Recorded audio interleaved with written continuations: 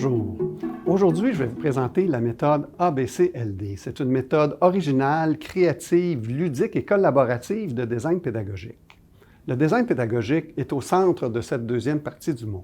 En fait, il existe un très grand nombre de modèles de design pédagogique. Le modèle le plus connu est le modèle ADDIE, qui vous est présenté dans une autre capsule, et puis qui est un petit peu la fondation du présent cours. Il en existe de nombreux autres. Par exemple, le Récifade vous présente dans son guide de conception le modèle SAM, et le guide de conception est une combinaison, en fait, entre le modèle ADDIE et SAM, qui s'apparente à une méthode de développement par prototypage rapide.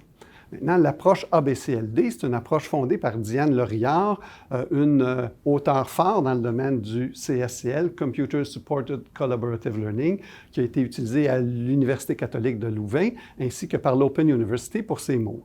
Ce qu'il y a d'intéressant, c'est que l'ensemble du matériel qui a été produit dans le cadre de ce projet-là est disponible sous licence libre, tout comme la présente présentation et les documents qui vous sont proposés dans le MOOC. Aujourd'hui, donc, je vais vous parler de ce modèle beaucoup moins connu, qui est le modèle ABCLD. ABCLD, pourquoi? Pour Activity-Based Course Learning Design ou encore pour Activity-Based Curriculum Learning Design. En fait, c'est un modèle qu'on peut utiliser pour le design de cours ou le design de programme, le design de modules.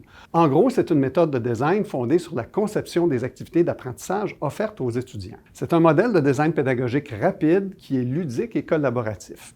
Je l'ai expérimenté moi-même en février 2020 à l'occasion d'un atelier offert par des technopédagogues de l'Université Ryerson. C'est d'ailleurs avec leur présentation que j'ai modifié que je vous fais la présentation. En l'espace d'une heure, j'ai alors revu la conception d'un cours que je donne depuis 10 ans, et ça d'une manière assez efficace, collaborative et amusante. Donc, j'ai eu plusieurs idées pour mon cours. J'ai trouvé ça intéressant de ramener ça. Nous allons donc voir les différentes étapes d'une activité de conception de cours ou de conception de programme qui se déroule normalement en présence avec des grandes affiches, des cartons de couleurs qu'on colle sur les affiches. Et puis, je vais aussi vous présenter quelle est l'adaptation qu'on a faite de cette approche-là au monde numérique. Donc, j'ai véritablement adapté la présentation qu'ils nous avaient faite à cette occasion, avec leur permission d'ailleurs. En fait, le design de cours ABC à Ryerson, c'est utilisé pour le cours, c'est utilisé pour le programme, c'est utilisé à toutes sortes de sauces. Alors, je vais vous donner une vue d'ensemble des différentes étapes de la démarche quand on utilise la démarche traditionnelle, c'est-à-dire papier-crayon. Donc, la méthode ABC, c'est une approche pratique, efficace et engageante qui est fondée sur une approche active et collaborative de design pédagogique. Ça permet le développement de cours rapides centrés sur l'activité des étudiants. Ça permet un dialogue sur la conception des cours et des programmes. C'est aussi tout à fait approprié pour la formation à distance et la formation hybride. Je vous rappelle que le Open University en Angleterre l'utilise pour la conception de ses MOOC. Alors, les différentes étapes, en gros, de la démarche, c'est celle-ci. D'abord, l'analyse de votre cours actuel. Ensuite, la révision de la conception de votre cours à l'aide d'une espèce de storyboard. Puis ensuite, la production d'un nouveau graphique. On va voir chacune de ces étapes-là, pas à pas, comment on le fait dans l'approche traditionnelle et puis quelle est l'adaptation qu'on a faite dans l'outil numérique.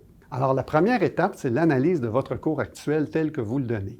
Donc, on vous propose une petite fiche où vous remplissez des renseignements de base sur votre cours. Et puis, on vous invite aussi à rédiger une espèce de gazouillis vendeur, un peu comme si vous alliez tweeter sur Twitter pour attirer des étudiants. Donc, ça vous force à rédiger une phrase courte et attrayante qui décrit votre cours. Ensuite, on vous demande aussi de positionner votre cours sur une petite flèche présence-distance. Dans quelle mesure est-ce qu'il est en présence, dans quelle mesure il est à distance, puis dans quelle mesure, entre les deux, il est hybride. Alors, l'adaptation que nous avons fait, nous, de l'approche, c'est dans un fichier Excel.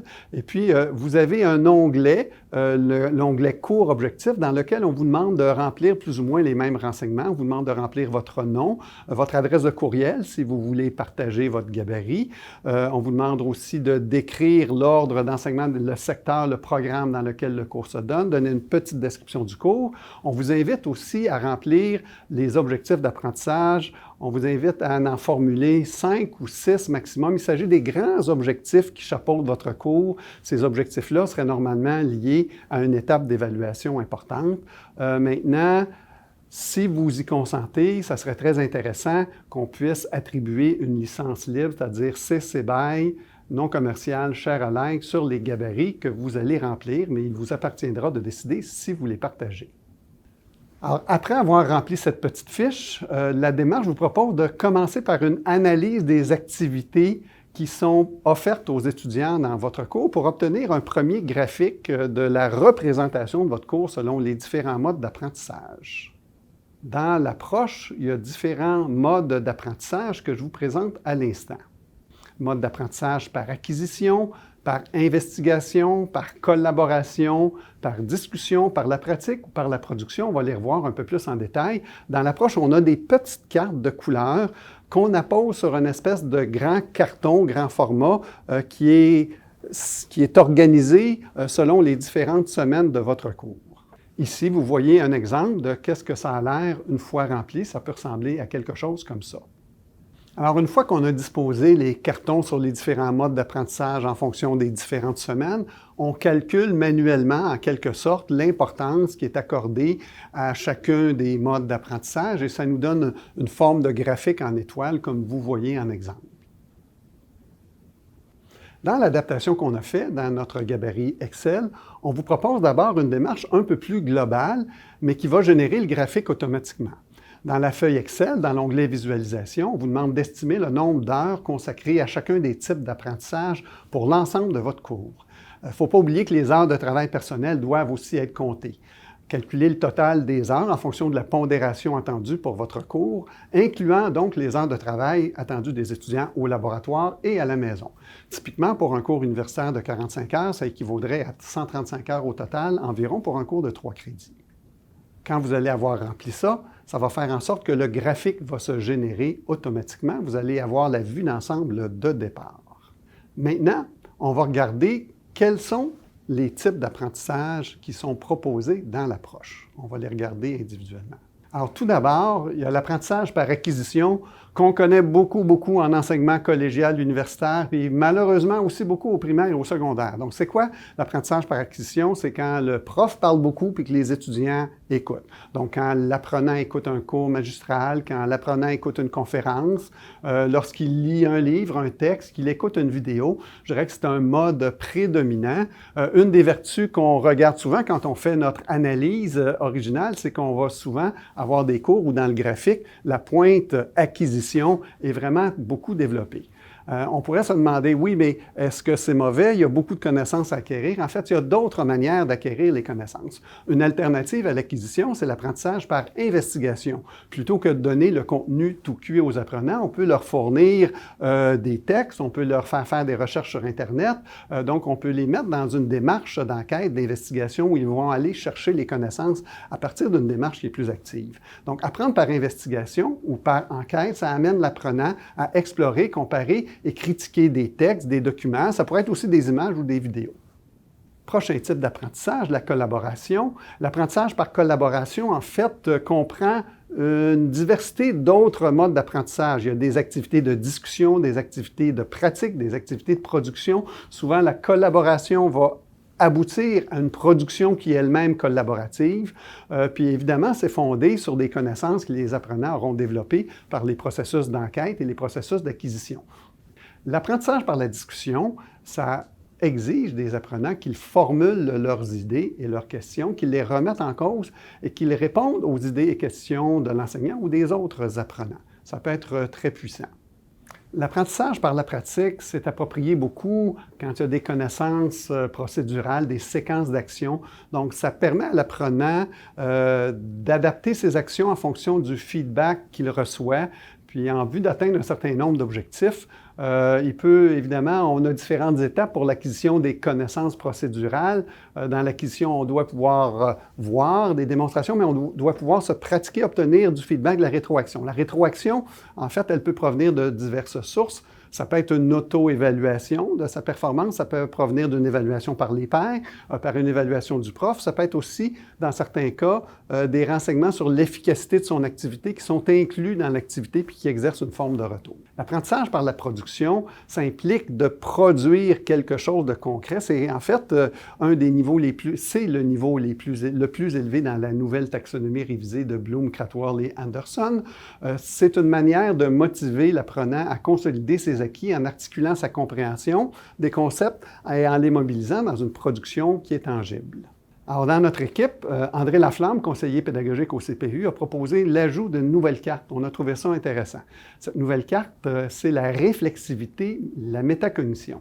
Donc, l'apprentissage par la réflexivité ou par la métacognition, ça recourt aux connaissances et aux activités métacognitives. Ça fait appel à la capacité de l'apprenant, tout d'abord, de planifier son action, de la surveiller et de la réguler au besoin, et puis de réfléchir sur l'action posée, soit pendant l'action elle-même ou après l'action, donc d'évaluer son action. Dans le cas d'un enseignant, ça s'applique particulièrement aux actions de type pédagogique, aux pratiques pédagogiques, et on a trouvé ça particulièrement intéressant de mobiliser ça dans le cadre du présent cours. Dans notre gabarit Excel, les cartes sur les différents types d'activités se retrouvent dans l'onglet « Mode d'apprentissage ». Dans l'approche papier-crayon, on peut retourner les cartes. En fait, quand on a les cartes au recto, on est un petit peu dans le macro-design, une étape plus globale où on analyse le cours. Et quand on retourne les cartes, bien là, on a autre chose, puis on est un peu dans le micro-design. Alors, quand on retourne les cartes, pour chacun des modes d'apprentissage, on a des exemples qui s'appliquent en contexte traditionnel d'enseignement en présence ou en contexte d'enseignement assisté avec les technologies. Je vous montre un peu de quoi ça a l'air rapidement. Ça peut être lire des livres ou lire des ressources numériques pour l'acquisition. Pour l'enquête, ça peut être utiliser des guides d'études écrits. Avec les technologies, ça peut être le recours à des aides ou à des cadrages en ligne. Pour la collaboration, bien, dans la méthode classique, ça peut être des projets en petits groupes. Bien, avec l'éthique, ça peut être des projets en petits groupes virtuels en formant des équipes Teams ou en utilisant des documents collaboratifs. Dans le mode d'apprentissage par la discussion, bien évidemment, dans la méthode classique, on peut penser aux séminaires ou aux groupes de discussion. Puis avec l'éthique, évidemment, on peut avoir des séminaires en ligne, on peut avoir des discussions en ligne aussi, soit par email ou dans des groupes de discussion, soit dans des babillards. Dans l'apprentissage par la pratique, dans la méthode classique, on peut faire des exercices, on peut faire des exercices, réaliser des projets. Avec l'éthique, c'est un petit peu plus embêtant. À distance, c'est un petit peu plus embêtant de pratiquer et d'avoir du feedback, mais il y a différents moyens. On verra ça dans le mot plus tard. Pour ce qui est de la production, bien évidemment, dans la méthode classique, on pense beaucoup à des productions écrites, des mémoires, des rapports, des comptes rendus. Avec l'éthique, on peut penser à des textes en info nuagique, à des représentations graphiques, à une plus grande diversité d'objets qui seront produits, des photos, des vidéos. Alors, l'adaptation qu'on a faite dans le format Excel se retrouve dans l'onglet « Exemple d'activité ». C'est en quelque sorte le verso des cartes. Alors, pour chaque mode d'apprentissage, on vous propose des listes qui sont éditables. Donc, on a mis là des exemples d'activités qui nous proviennent du projet et dont certains proviennent de nos propres idées. Ce qui est important à considérer, c'est que vous pouvez vous-même éditer ces listes-là. Donc, ça veut une approche collaborative. Donc, si vous ne trouvez pas une activité d'acquisition ou d'investigation qui est une activité que vous utilisez dans votre pratique, dans votre discipline, vous pouvez la rajouter dans la liste et on va voir un peu plus loin où ça va s'ajouter. Si on veut aller plus loin, on retourne les cartes puis on choisit le type d'activité. Puis ensuite, manuellement, on redessine le graphique. Alors, comment on fait ça? Au verso de la carte, on peut appliquer des petits points jaunes ou des petits points verts. En fait, les évaluations formatives sont les petits points jaunes. Donc, les activités auxquelles on décide d'associer une évaluation formative, on leur assigne un petit point jaune. Puis les activités auxquelles on décide d'associer une évaluation sommative, on leur assigne un petit point vert. Dans notre gabarit Excel, c'est dans l'onglet « Planification » que vous allez pouvoir choisir chacun des types d'activités et chacune des activités spécifiques. On va aussi vous proposer de préciser pour chaque activité si elle est réalisée de manière individuelle, en binôme, en équipe ou en groupe classe.